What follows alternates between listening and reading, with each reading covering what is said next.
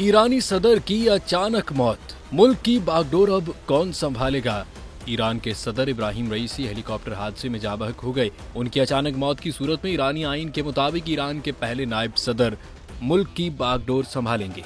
Iran के इस वक्त के नायब सदर मोहम्मद मकबर हैं। ईरानी मीडिया के मुताबिक मोहम्मद मकबर को 2 माह के लिए ईरान का अबूरी सदर मुकर्रर कर दिया गया है। ईरानी आईन के मुताबिक मोहम्मद मकबर अबूरी सदर मुकर्रर होने के बाद 50 दिन के अंदर दोबारा सदारती इंतखाबात कराने के पाबंद होंगे। मोहम्मद मकबर दस्तूरी 1955 में ईरान के इलाके दस्तूल में पैदा हुए। उन्होंने इलेक्ट्रिकल इंजीनियरिंग की तालीम हासिल की। इसके अलावा उनके पास बैनुल-अक़वामी कानून में मास्टर्स और डॉक्टरेट की डिग्रियां हैं। ईरानी नायब सदर खुज़स्तान टेलीकम्युनिकेशन कंपनी के CEO, खुज़स्तान के डिप्टी गवर्नर, सेना बैंक के बोर्ड ऑफ डायरेक्टर्स के चेयरमैन और नायब वज़ीर तिजारत और ट्रांसपोर्टेशन भी रहे हैं।